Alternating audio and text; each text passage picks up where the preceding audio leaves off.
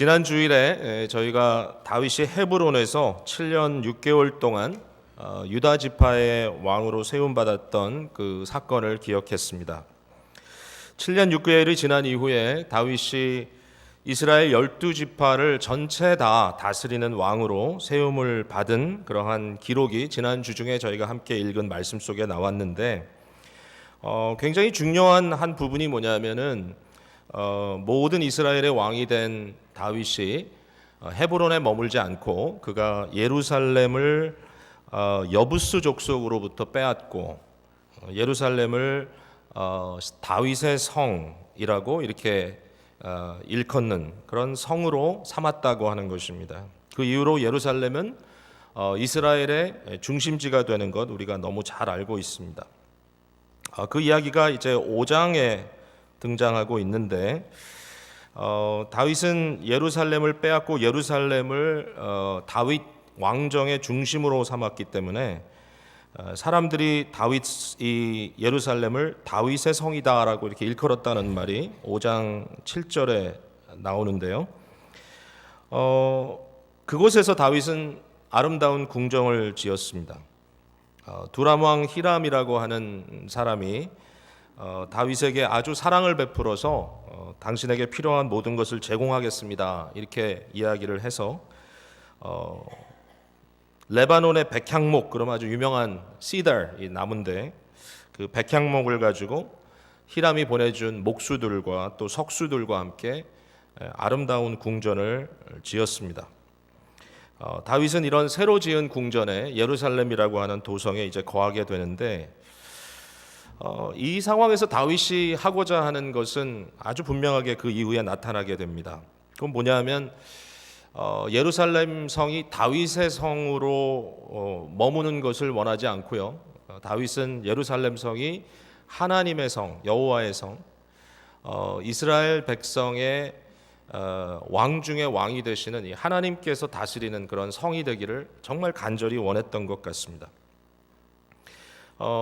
오늘날 가끔 그런 말을 하죠. 성시화라는 말을 하는데 그냥 정치적인 도시가 아니라 거룩한 도시, 예루살렘이 이스라엘 종교와 신앙과 예배와 제사의 중심이 되는 그러한 이 중심이 되는 일을 다윗이 원했던 것 너무 분명하게 나타나고 있습니다. 그 의지가 너무 분명합니다. 그 일의 첫 단계로 6장에 보면 다윗이 법궤를 예루살렘으로 운반하는 그런 일이 나오고 있습니다. 법궤를 운반했다는 것은 예루살렘의 성막을 쳤다라는 일일 거고요. 그 성막 안에 이 어렵게 가지고 온 법궤를 모시고 이제 예루살렘은 다윗이 다스리는 도시가 아니라 예루살렘은 여호와 하나님이 거하시고 하나님의 빛을 발하는 그런 이스라엘의 중심부가 되었다. 하나님의 뜻은 이스라엘을 통하여 모든 민족들에게 빛을 선포하는 일이었기 때문에 예루살렘은 이제 온 세계, 이 지구 땅 전체에 빛을 발하는 등대와 같은 도시가 되었다. 그는 그렇게 생각하고 그것을 추구했을 것입니다. 근데 오늘 말씀해 보니까 다윗은 법궤를 옮겨오고 예루살렘의 성막을 친 것만 가지고는 마음에 만족이 되지 않습니다. 오늘 본문 2절에 왕이 선지자 나단에게 이르되 볼지어다 나는 백향목 궁에 살거늘 하나님의 궤는 휘장 가운데 있도다. 무슨 얘기를 하는 거죠? 다윗은 레바논의 백향목을 가지고 자기의 궁궐을 지었는데 보아하니까 하나님의 궤는 지금 여전히 텐트 안에 머물고 있다. 장막이죠, 장막. 모세가 광야를 다닐 때부터 지어서 이스라엘의 하나님의 이 임재를 상징했던 그 성막, 그 장막이 결국은 하나님의 집으로 지금 있으니까 마음이 온전치가 않은 겁니다. 마음이 괴로운 겁니다. 정말 예루살렘이 하나님의 성이 되고 예루살렘을 통하여 하나님이 영광을 받고 정말 예루살렘을 세운 다윗에게 진정한 마음의 보람을 얻게 하기 위해서라면 내가 머물고 있는 궁궐보다도 훨씬 더 아름답고 훨씬 더 값져 보이는 그러한 하나님의 전을 지어서 그곳에 하나님의 궤를 모시는 것이 합당치 않겠는가? 이게 이제 다윗의 생각입니다. 그래서 다윗이 나단에게 결국 그 얘기를 한 겁니다. 내가 하나님을 위하여 성전을 짓겠습니다. 성전을 짓겠습니다. 여러분, 지금까지 한 모든 말들, 제가 여러분께 드린 말이 문제가 되는 것이 있습니까? 없는 것 같지 않아요? 다윗이 정말 하나님의 은혜 가운데 이스라엘 전체를 다스리는 왕이 되고, 그가 예루살렘에 자기의 궁궐을 세우고 예루살렘을 정치의 중심지로 삼을 뿐만 아니라 정말 다윗 마음에 그런 마음이 있어서 내가 예루살렘을 그냥 나의 도시가 아니라 다윗의 성이 아니라 이것을 하나님의 성, 하나님의 도성으로, 여호와의 성으로 만들고 싶다라는 이 마음 말이죠.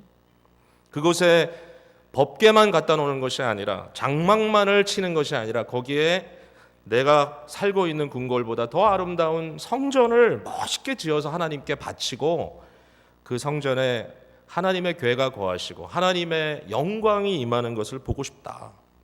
예루살렘이야말로 정말 하나님의 도성으로 온 세상에 빛나는 곳이 되게 하고 싶다라고 하는 이 다윗의 마음. 여러분, 그 마음에 문제가 있습니까? 여러분은 어떤 마음 갖고 계십니까? 근데 오늘 본문 속에 저희들이 굉장히 뜻밖의 상황을 발견하게 되는 거죠. 그건 뭐냐면 하나님은 그렇게 생각하고 계시지 않았다는 것입니다. 하나님은 이 일을 수월하게 허락하지 않으십니다. 하나님은 반대하십니다. 나는 거기에 한 표를 던질 수가 없다라고 말씀하시는 겁니다. 좀 이해가 되지 않죠? 그러나 그게 하나님의 마음이었습니다. 자, 이 성전을 세운다는 것에 대해서 1차적으로 우리가 복음 안에 있는 자들로서 우리가 이미 알고 있는 그런 사실이 있죠. 사도행전 7장에 보면 스데반이라고 하는 이 교회의 첫 번째 순교자가 그 이스라엘 백성들 앞에서 설교하는 그런 이야기가 나오지 않습니까? 자기를 변증하지만 결국은 설교인데, 당시에 스데반을 유대의 지도자들이 뭐라 그랬냐면 성전을 모독했다라고 얘기했거든요. 사실 그 성전은 솔로몬이 지은 성전도 아니고 그 이후에 수룹바벨이 재건한 성전도 아니고, 그것은 굉장히 정치적인 목적으로 헤롯이 지은 성전입니다. 그럼에도 불구하고 그 성전이 유대인들의 마음속에는 굉장한 프라이드고, 성전이 서 있는 예루살렘이 그러므로 이것은 하나님의 도성이라 그들이 믿었단 말이죠. 근데 그 성전을 모독했다라는 거죠, 스데반이. 스데반이 거기에 대해서 자기의 이제 변증을 하는데 이런 이야기를 합니다. 여러분 들어보세요. 이게 사도행전 7장 46절부터 볼게요. 다윗이 하나님 앞에서 은혜를 받아 야곱의 집을 위하여 하나님의 처소를 준비하게 하여 달라고 하더니 솔로몬이 그를 위하여 집을 지었다 이거죠. 그러나 지극히 높으신 이는 손으로 지은 곳에 계시지 아니하나니 선지자가 말한 바 주께서 이르시되 하늘은 나의 보좌요 땅은 나의 발등상이니 너희가 나를 위하여 무슨 집을 짓겠으며 나의 안식할 처소가 어디냐? 이 모든 것이 다 내 손으로 지은 것이 아니냐 함과 같으니라. 너무 중요한 말씀이죠.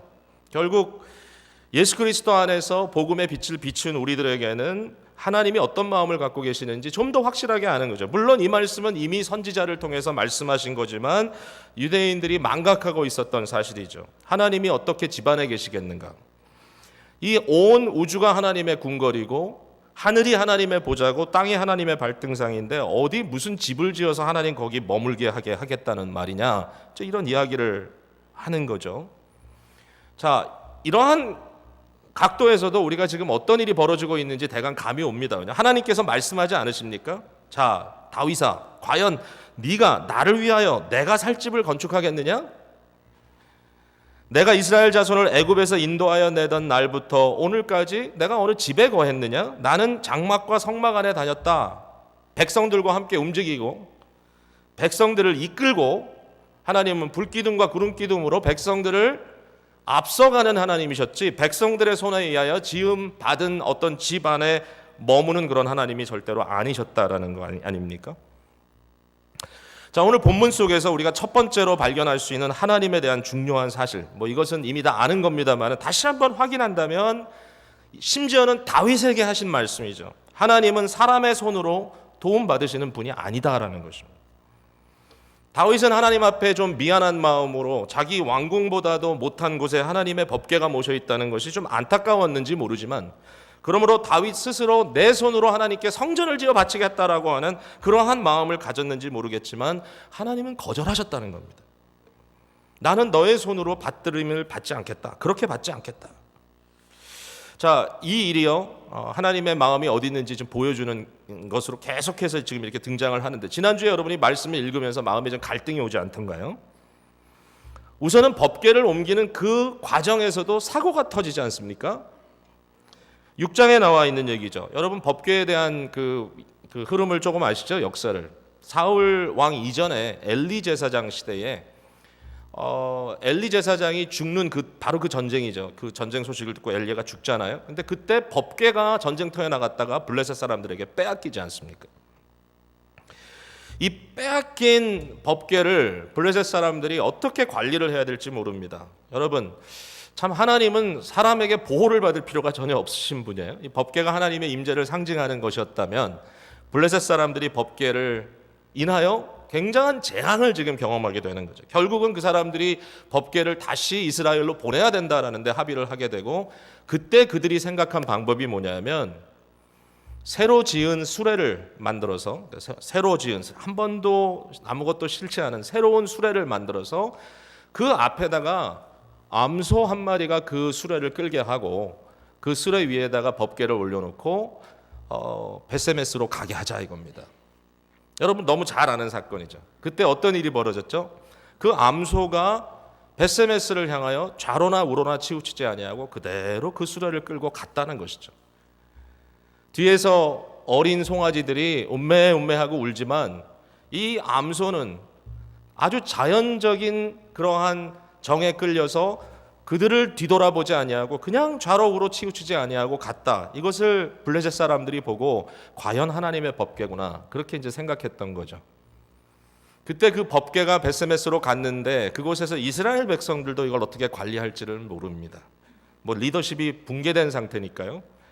그리고 나서 아비나답이라고 하는 사람의 집에 이 법궤가 모셔지게 되는데, 거기에 우사와 아효라고 하는 두 아들이 이 법궤를 지키는 일을 이제 맡게 되는 겁니다. 아비나답의 집에 하나님께서 은혜를 주셔서 그곳에 법궤가 오래 머뭅니다. 한 거의 20여 년 머물지 않습니까? 사울이 다스리던 시대의 법궤는 여전히 아비나답의 집에 있는 거예요. 다윗이 왕이 된 다음에 아비나답의 집에서 바로 이 법궤를 이제는 예루살렘으로 올려 모시자라고 이제 얘기를 한 거죠. 지금 그렇게 이제 스토리가 진행이 됩니다. 아비나답의 집에서부터 법궤가 옮겨져 오는데, 다윗은 그것을 맡기 위해서 아마 여러 가지 준비를 했을 겁니다. 악사들을 동원해서 음악을 연주하게도 하고 순간순간 실수하지 않도록 온갖 정성을 다했겠죠. 근데 그 법궤를 가지고 올 때 어떻게 가져와야 되느냐, 그들이 생각하기를 베세메스로 옮겨온 법궤를 아무도 타지 않았던 새로운 수레를 만들어서 거기 법궤를 싣고 앞에 소가 그것을 끌고 가도록 했던 것처럼 우리도 똑같이 해야 되지 않겠는가. 결국 그래서 어떻게 했죠? 소가 끄는 아무도 타보지 않은 새로운 수레를 만들어서 그 위에다 법궤를 올려놓고 지금 예루살렘을 향해 가는 겁니다. 한쪽에는 우사가 있고 한쪽에는 아효가 있고, 이 아비나답의 두 아들, 이 두 아들은 법궤에 너무 익숙한 사람들입니다. 법궤가 자기 집에 몇십 년 있었습니다. 그러니까 얼마나 이게 익숙하겠습니까? 이 두 사람이 그 법궤를 옆에서 호위하면서 지금 예루살렘으로 올라가는데 어떤 일이 벌어지죠? 여기 보니까 나곤의 타작마당이라는 곳에 이르러서 앞에 수레를 끌고 가던 소가 뛰었습니다. 그래서 바로 그 수레에 실렸던 법궤가 지금 떨어질 것 같은 위기를 맞이했다는 거죠. 여러분 너무 잘 아는 스토리죠. 또 지난주에 묵상도 했을 거고, 이때에 우사가, 이 아비나답의 아들 중에 하나인 우사가 자기의 손을 들어서 여호와의 궤를 붙듭니다. 여러분 이거 너무 당연한 거 아닙니까? 어떻게 보면, 아니 이 법궤가 땅에 떨어지면 어떻게 되나? 이 더러운 땅에 떨어지면 안 될 것이다. 뭔가 품위를 잃어버린 것 같기도 하고, 그래서 우사가 그 궤를 붙들었더니 하나님이 그를 쳐서 즉각 사망당했습니다. 죽었습니다. 이 일이 다윗에게는 너무 큰 상처가 됐습니다. 여기 보면 다윗이 마음속에 아주 심하게 노했다 그랬습니다. 이건 하나님께 대한 어떤 분을 품었다는 게 아니라 뭐가 잘못됐는 거예요 도대체 내가 뭘 잘못한 거야 이러면서 깊이 한탄했다는 이야기겠죠. 자, 여기에 이 사람들이 잘못한 게 한 가지 있죠. 도대체 제사장은 뭘 하고 있었으며 레위인들은 무슨 지금 일을 하고 있었길래 이런 일이 벌어졌느냐라고 책임을 물을 수 있는 상황입니다. 왜냐하면 블레셋 사람들은 모르니까 수레를 만들어서 거기에다 법궤를 놓고 소각을 끌고 가도록 했겠지만, 그리고 암송아지가 과연 돌아보나 안 돌아보냐, 자로나 우로나 치우치지 않나 보자 하고 그들 나름대로 그것을 재밌게 생각했는지 모르겠지만, 그러나 이스라엘 백성들에게는 분명한 법을 주셨단 말입니다.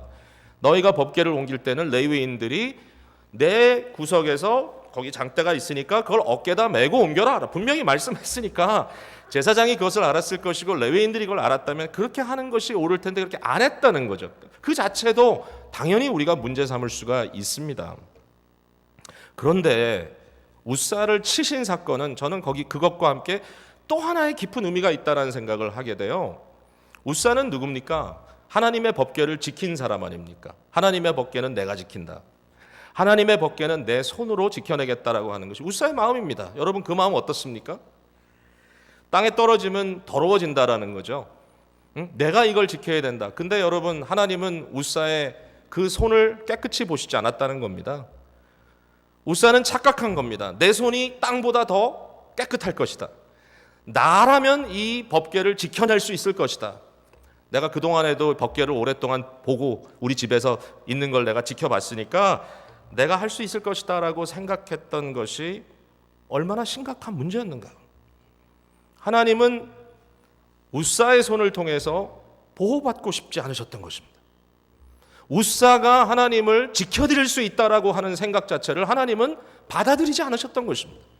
우사의 마음에 그런 생각이 들었을 때 하나님은 그를 즉각 그 자리에서 심판했던 거죠. 자, 이것과 연결돼서 다윗이 성전을 짓겠다는 겁니다. 이제는 법궤가 예루살렘에 들어왔고, 이제는 성막을 치고 그곳에서 이스라엘 백성들의 이 신앙의 예배의 중심주가 되었는데, 내가 이제는 여기다가 집을 지어서 백향목으로 멋있게 금을 발라서 정말 하나님께서 기뻐하실 집을 지어서 그곳에 법궤를 모시겠다. 하나님의 반응이 무엇입니까? 이미 우리가 들었죠. 내가 언제 나를 위하여 땅 위에 고정된 집을 지어달라고 부탁한 적이 있느냐? 라는 질문입니다. 하나님은 다른 신들처럼 사람의 손으로 지은 신당에 거하시지 않는다는 것이죠. 다른 신들을 섬기는 다른 이방인들은 신당을 지어놓고 신이시여 이곳에 계십시오. 그러면 신이 흐뭇하게 생각하고 잘 지었네? 꽤 돈 많이 썼는데? 그러면서 아주 기쁜 마음으로 흐뭇하게 그곳에 거하신다? 우리 하나님은 그런 하나님 아니시라는 것입니다. 하나님 스스로 말씀하셔. 나는 자유로운 하나님이고 나는 내 주권대로 하는 하나님이고, 무엇보다도 하나님은 사람의 손에 의하여 도움받는 하나님이 아니시라는 거죠. 어떻게 보면 좀 가슴 아픈 일인 것 같지만 다윗에게 있어서는, 그러나 하나님 너무 단호합니다. 하나님께서 이 일에 있어서 다윗의 공적으로 성전이 지어졌다는 것을 절대로 허락하지 않으신다는 겁니다. 이것은 하나님만을 위해서가 아니라 다윗을 위해서도 허락하지 않으셨어요. 다윗의 마음이 온전한 곳에 있게 하기 위하여 적어도 다윗에게 이 문제에 대해서는 하나님이 허락하지 않고 노 하신 겁니다. 마치 모세가 가나안 땅에 발을 들여놓지 못했던 것처럼 40년 동안 이스라엘 백성을 광야에서 이끌었던 모세가 가나안 땅에 발을 디딘다고 해서 하나님께 무슨 손해가 되겠습니까? 그게 무슨 문제가 되겠습니까만은 하나님께서 모세에게 허락하지 않으십니다. 하나님의 주권이 분명합니다. 다윗이 어떤 왕입니까? 하나님의 마음에 합한 왕 아닙니까? 다윗이 성전을 짓고 그 성전을 하나님께 지어드리면서 주여 내가 주의 영광을 위하여 이 성전을 지어 바칩니다라고 이야기하는 것이 뭐가 큰 문제겠습니까만은 하나님은 노 하셨습니다. 나중에 보시면 알겠지만 하나님은 마치 우사의 손이 부정하기 때문에 그 손으로 하나님의 법궤를 만졌을 때 그가 사망을 당했던 것처럼 다윗에 대해서도 거의 비슷한 말씀을 하십니다.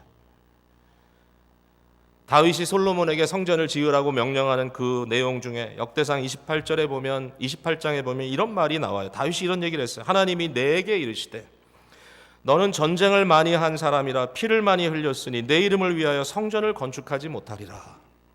네 손이 더럽다. 네 손은 피로 더러워졌다라고 하나님께서 말씀하셨다는 거예요. 다윗에게. 다윗에게는 얼마나 실망스러운 일이었겠습니까?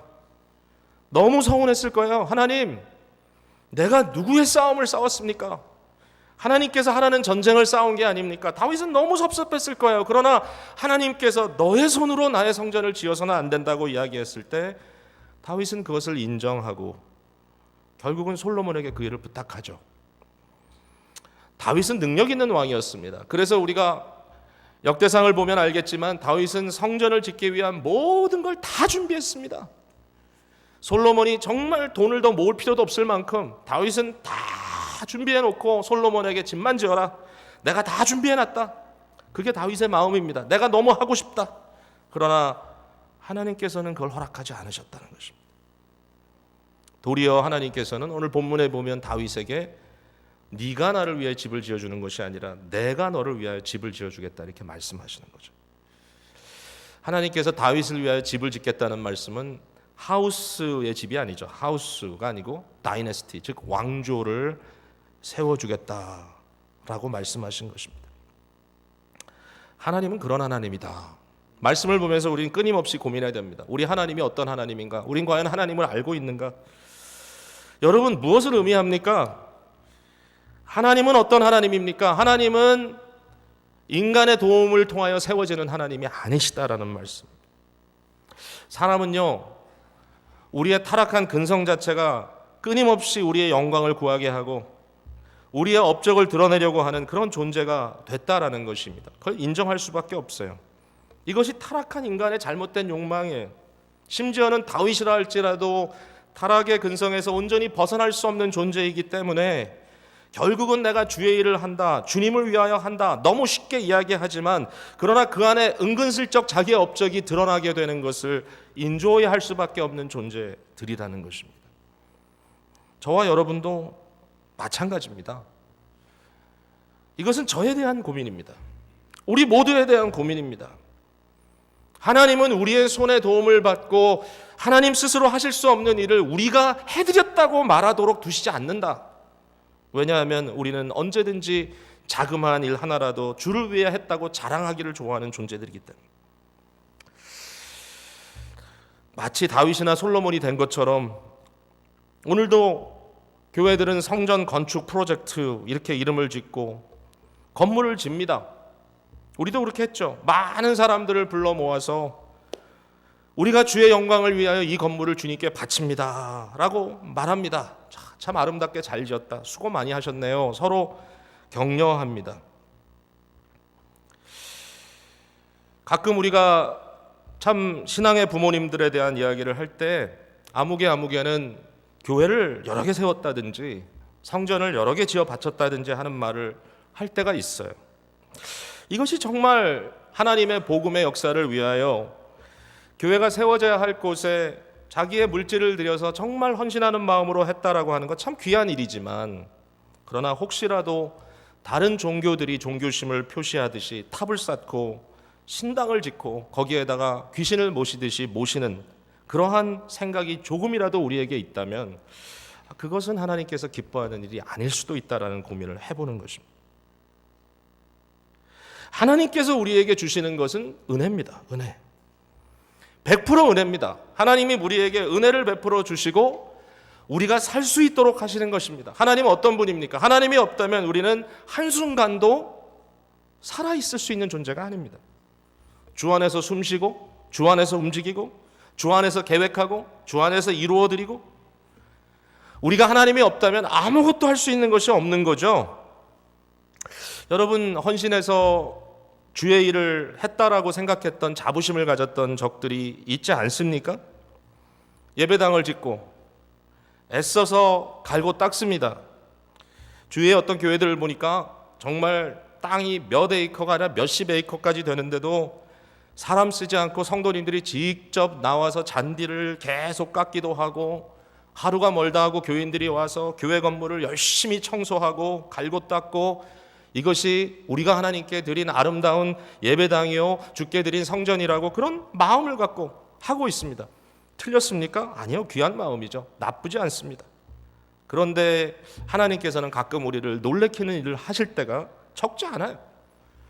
우리가 헌금하고 우리가 열심히 해서 건물을 지어놨더니 나중에 이상한 사람들이 건물 갖고 싸워서 결국은 자기 이익을 챙기려고 하고, 이러한 일들을 우리 주위에서 보면서 비통한 마음 느끼지 않으셨습니까? 왜 그럴까? 하나님은요, 우리에게 끊임없이 뭐가 본질인지를 말씀해 주시는 것 같아요. 우리는 자꾸 잊어버려요. 우리 스스로 무언가를 해서 그것을 통하여 내가 하나님께 영광을 돌리겠다, 뭐 이런 생각을 많이 하게 됩니다. 저희도 예배당과 교회 캠퍼스를 조성하고 이것으로 예배처소를 옮기는 일이 절대로 쉬운 일은 아니었겠죠. 뭐 그렇게 오래된 일도 아닌데 까마득한 옛날 같은 느낌이 저한테는 들어요. 감정이 잘 커넥트가 안 돼요. 그때 과정과 많은 사람들이 희생한 것 분명할 것입니다. 결국 오늘까지 와서 우리들의 마음속에 어떤 생각을 하고 있습니까? 이것이 하나님께 드려지는 아름다운 우리의 업적이었다라고 얘기할 수 있을까요? 근데 생각해 보니까 그런 마음은 별로 들지 않아요. 왜냐? 어차피 우리가 한 게 아니라는 생각이 많이 들어요.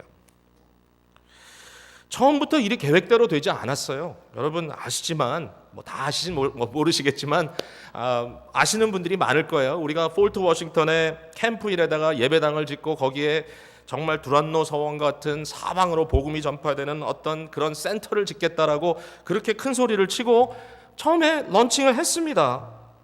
그곳에 아까운 돈 많이 들였어요. 근데 뒤를 돌아보지 않고 다른 곳으로 가도록 하나님께서 길을 막아버렸습니다.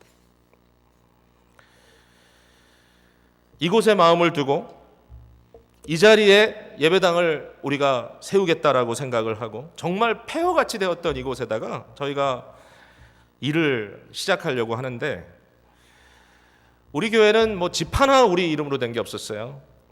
아무런 에셋이 없어요. 당시의 교회 역사는 10년 안팎밖에 되지 않아서 은행들이 일반적으로 돈을 빌려줄 수 있는 형편이 아니었어요. 아무런 크레딧을 우리가 사실 갖고 있지 않아요.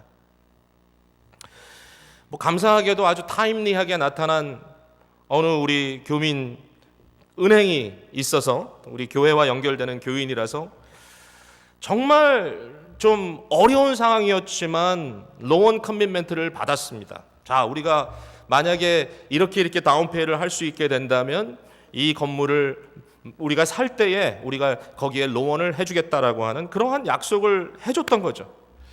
그래서 땅과 이 웨어하우스를 사실은 적지 않은 가격에 샀습니다. 근데 클로징하기 불과 몇 주 전에 어떤 일이 벌어졌는지 여러분 아시죠? 리멘 브라더스 사건 터졌습니다. 바로 그때. 경제적으로 엄청난 혼란이 온 거죠. 사실은 그것도 그냥 별로 깊이 생각하지 않고 그냥 지나갔던 것 같아요. 저는 나중에 들어보니까 은행에서 로운 커밋멘트 하고 나서 이제 실제로 클로징을 한다고 사인을 하겠다고 돈을 달라고 하는데 은행 안에 임원들은 그 안에서 적지 않은 분쟁이 있었다는 이야기를 들었습니다. 어떤 한 사람은 절대로 주면 안 된다. 지금 이 상황에서 이 많은 돈을 크레딧이 없는 교회에 내놨다가 우리도 문제가 생길 수 있다. 최근에 들은 얘기지만 저희 교회가 사실은 그 은행이 가지고 있는 로운 중에 바로 얼마 전까지만 해도 하이 리스크 로운으로 구별돼 있었다는 이야기를 들었습니다. 이해가 됩니다. 충분히 이해가 됩니다.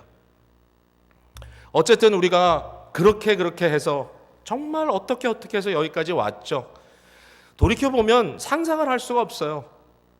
한 달에 한 3천여 불 렌트를 내고 사용하던 교회가 갑자기 건물 짓고 이렇게 하면서 나중에 생각을 해보니까 거의 10배 가까운 돈을 매달 건물을 위해서 드려야 되는, 유틸리티도 내야 하고.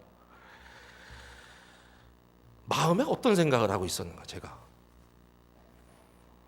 건물 내부 시설을 다 마치고 겨우 밖에 페인트 칠하고 그리고 땅을 랜드스케이핑 해야 되고 파킹랏을 조성해야 되는데 어떤 문제가 있죠? 남은 돈이 없어요. 항상 돈은 더 들어가게 돼 있으니까.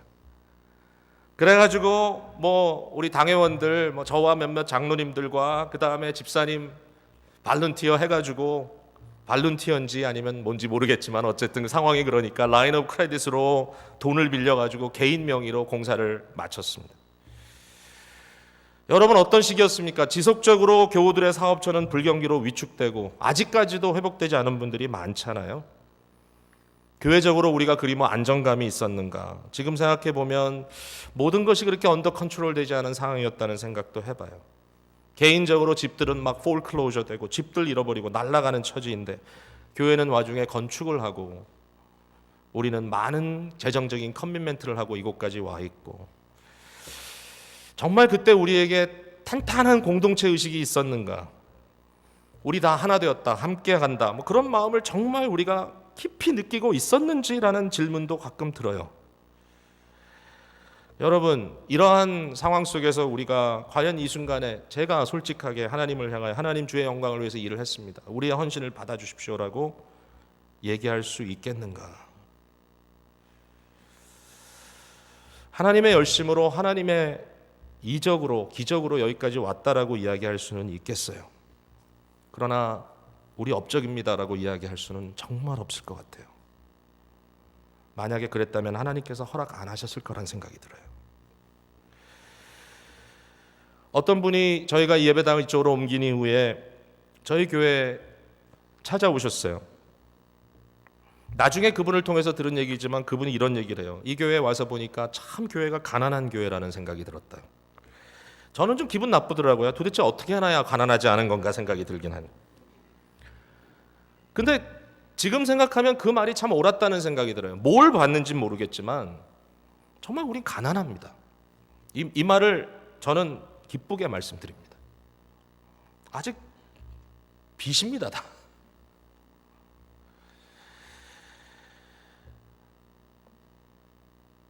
정말 하나님 앞에 조심할 것이 있다면 우리 가운데 웃사가 있어서도 안 되고 다윗처럼 내가 성전을 짓겠다고 큰 소리 치는 사람도 있어서는 안 되겠다라는 생각을 제 스스로 해봅니다. 우리 손이 더럽다고 말씀하시는 하나님의 음성을 듣고 정말 우리의 더러운 손이지만 예수 그리스도의 은혜로 말미암아 우리를 작은 도구라도 사용하셨다면 너무너무 감사한 일인데도 불구하고 그토록 성심껏 그토록 헌신하여 섬겼던 사람들이, 목사님들이 어느 순간에 내가 이룬 건데, 내 업적인데 대가를 요청하고 자기가 인정받기를 원하는 그러한 일들을 생각해 보면 이게 우리의 문제구나. 마음속 깊이 하나님에 대한 오해를 절대로 가져서는 안 되겠다는 생각을 해봅니다. 성도 여러분, 제가 굉장히 좀 퍼스널한 얘기를 했죠, 우리 교회에 대해서. 근데 이것은 교회 공동체적인 것만을 이야기하는 것은 아닙니다. 여러분 가정, 여러분이 운영하시는 사업, 비즈니스, 직장, 여러분이 열심히 공부해서 얻은 학위, 여러분의 많은 대인관계 속에 누리고 있는 사회적인 그러한 혜택들, 주님 앞에 무릎 꿇고 주여 허락해달라고 기도한 적이 한둘이 아니죠. 근데 오늘 어떻게 되어 있습니까? 이 모든 것이 여러분의 업적이 되어 있습니까? 여러분의 손에 내가 한번 멋들어지게 나의 인생을 통하여 하나님을 기쁘시게 해드리겠다라고 하는 생각을 하고 계십니까? 아니면 Everything is grace, 모든 것이 은혜다, 내가 나 된 것은 오직 은혜다, 은혜가 아니었다면 내가 이 자리까지도 올 수 없다, 이러한 마음이 날마다 우리 속에서 새롭게 되지 않으면 우리는 계속하여 죄성의 요동침으로 인한 한심한 모습들을 보이게 될 것입니다. 자, 오늘 말씀을 통하여 또 한 가지 우리가 꼭 얻고 갈 것은 이것입니다. 하나님께서 다윗에게 집을 짓는 것을 허락하지 않으셨지만 그러나 하나님께서 그에게 이렇게 말씀하시죠. 내가 너를 위하여 집을 져주겠다. 하나님은 그리스도를 통하여 그의 집을 지으시겠다고 말씀하셨습니다. 결국은 예수 그리스도를 통하여 내가 나의 집을 짓겠다라는 거죠. 하나님께서 다윗에게 왕조를 약속하십니다. 12절에 보니까 내 수완이 차서 내 조상들과 함께 누울 때에 내가 내 몸에서 날 내 씨를 내 뒤에 세워 그의 나라를 견고하게 하리라. 놀라운 약속이죠. 다윗의 후손이 다윗에 이어 왕으로 세움받겠다라는 것을 약속하십니다. 사울의 왕위가 사실 한 세대 이상 가지 못했기 때문에 아마도 다윗에겐 이것이 너무나 중요한 말씀이었을 거예요. 13절에 보니까 하나님께서는 또 약속하십니다. 네가 하지 못한 일을 너의 후손을 통해서 내가 하겠다. 그는 내 이름을 위하여 집을 건축할 것이요 나는 그의 나라 왕위를 영원히 견고하게 하리라. 14절에 보니까 재미있는 말씀이 있습니다. 다윗의 후손으로 태어난 많은 왕들이 있을 텐데 그 모든 왕들이 다 선한 왕들이 아닐 것이다 라고 하나님께서 미리 예고하십니다. 너의 후손으로 나타날 왕들 중에는 좀 건강한 왕들도 있겠지만 그러나 패역하고 잘못된 왕들도 있을 것이다. 그때 하나님께서 약속하시죠. 내가 그들을 내 아들처럼 손을 봐주겠다. 가만두지 않겠다는 것입니다. 14절에 나는 그에게 아버지가 되고 그는 내게 아들이 되리니 그가 만일 죄를 범하면 내가 사람의 매와 인생의 채찍으로 징계하겠다. 네 아들들이, 네 자녀들이, 네 손주가 만약에 올바로 서지 못하고 잘못됐을 때 내가 손봐주겠다. 너무 귀한 말씀이죠. 우리가 자녀를 누구에게 맡길 때에 정말 남의 집 아이 같이 생각 안 하고 자기 아이처럼 돌봐주고 야단도 쳐준다면 고마운 일이죠. 얼마나 고마운 일입니까? 하나님께서 다윗에게 그렇게 하시겠다고 약속하십니다. 다윗의 왕조는 사울 왕조처럼 한 세대를 넘어가지 못하는 일시적인 왕조가 아니겠다라고 말씀하시죠. 16절에 보면 놀라운 얘기를 해주십니다. 내 집과 내 나라가 내 앞에서 영원히 보존되고 내 왕위가 영원히 견고하리라. 영원토록 있겠다. 놀라운 그런 말씀이죠. 내가 너의 이 집을, 너의 이 다이내스티를 영원토록 보존해 주겠다. 이 영원이라는 단어는요, 그냥 길고 긴 시간을 말하는 것 아닙니다. 그냥 몇백 년, 뭐 길면 몇천 년 그런 이야기를 하는 게 아니고요. 사실은 우리가 생각하는 시간의 개념에 담을 수 있는 말이 아닙니다. 영원이라는 말은 시간으로 계산될 수 없는 그러한 개념입니다. 다윗의 왕조가 초월적인 하나님의 나라와 연결될 것이다 라고 하는 아주 놀라운 이야기를 하시는 겁니다. 영원한 하나님의 나라와 내가 다윗의 가문을 통하여 세울 이 집이 연결될 것이다. 무엇을 통해 연결된다고요? 다른 분이 아닌 다윗의 아들, 기름 부음 받은 그리스도, 장차 오실 그리스도, 예수 그리스도가 이 땅에 올 것을 예고하시는 거죠. 그가 왕 중의 왕으로 그의 나라는 영원하리라. 영원한 그리스도의 나라가 다윗의 왕조와 연결될 것이다. 하나님께서 말씀하시는 거예요. 다윗에게 네가 나를 위하여 집을 지어준다고? 아니, 내가 너를 위하여 집을 지어주겠다. 내가 너의 손에 의하여 돌봄을 받는 것이 아니라 내가 하고 있는 이 집 지음 속의 한 부분이 될 것이다. 이 세상에 어떤 인간이 만드는 집으로도 하나님의 영광을 담을 수가 없어요.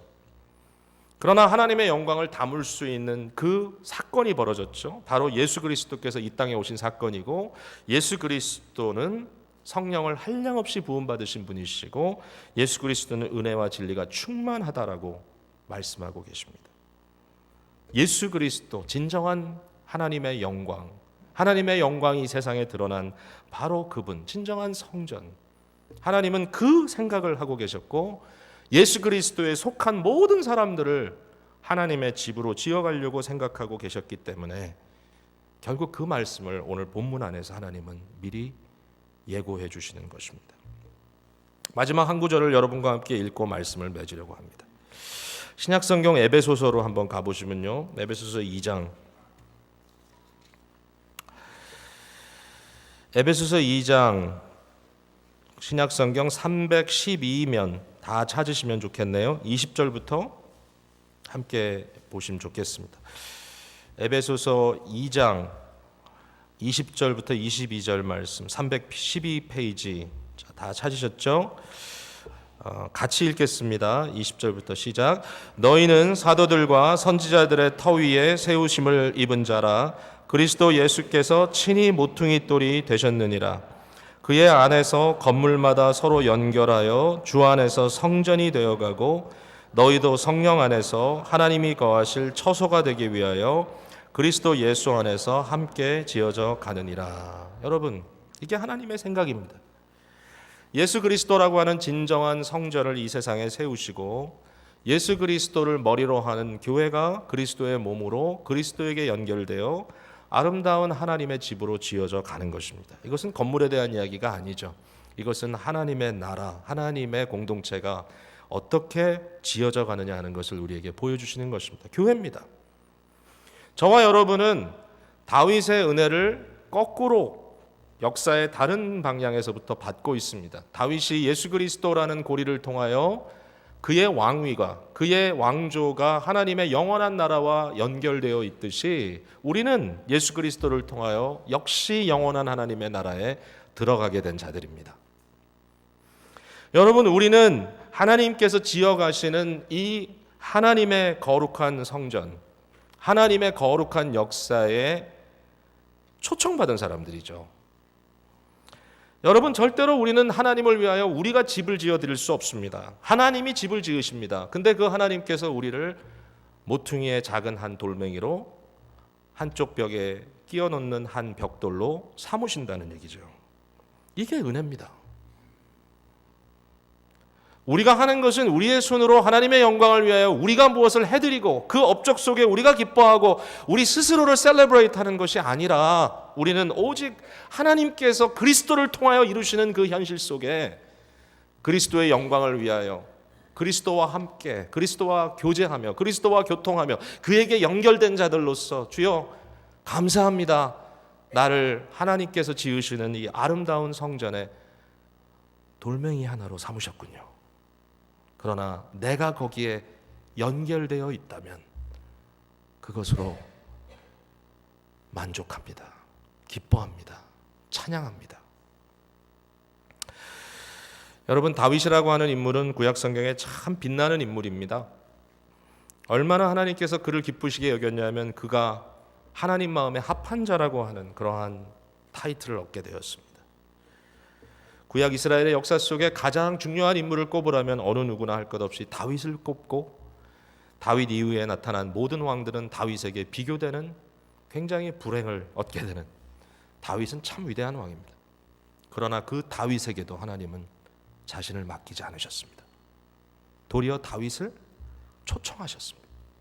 하나님의 영원한 구원 역사 속에 예수 그리스도를 통하여 높이 세워질 하나님 나라의 그 영광 속에 다윗을 초대했지 절대로 다윗의 초대를 받고 하나님이 그가 만든 집안에 들어가지 않으셨습니다. 여러분, 오해하지 말아야 됩니다.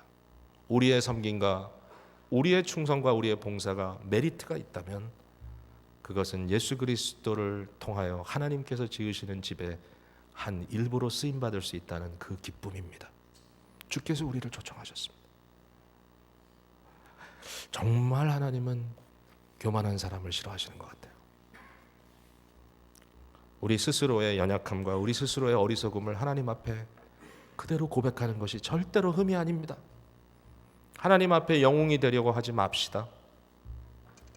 사람들 앞에 내가 주를 위하여 무엇을 한다고 큰 소리 치지 맙시다. 언젠가 우리가 우리의 모든 것을 감사함으로 하나님 앞에 내어놓을 때 절대로 이것 다 내가 한 거니까 나를 보상해달라고 하는 이야기 하지 맙시다. 우리는 하나님의 나라에 하나의 벽돌이 되고 하나의 돌멩이가 되어 그의 집을 세워나가는 일을 위하여 주님께서 우리를 쓰신다면 그것만으로 만족합니다. 이것이 복음입니다. 근데 이 영광이 너무 거대합니다. 저는 여러분과 함께 정말 하나님 앞에 헌신하기 원해요. 그 헌신은 뭐냐? 주님, 제가 만들어 놓은 영광에 들어가고 싶지 않습니다. 하나님의 영광 속에 들어가게 하여 주시옵소서. 여러분, 비교할 수 없습니다. 우리의 업적과 여러분의 직장과 여러분의 어쨌든 수고하고 애쓰고 땀 흘려 이루신 모든 것들을 여러분 거기에 영광을 누리려고 하지 마세요. 오직 하나님께 주의 것입니다. 주님이 하시는 일입니다. 나는 주의 도구일 뿐입니다. 그 변화가 저와 여러분의 인생을 정말 윤택하게 하는 아름다운 결과로 나타나기를 주님의 이름으로 축복합니다. 기도하겠습니다.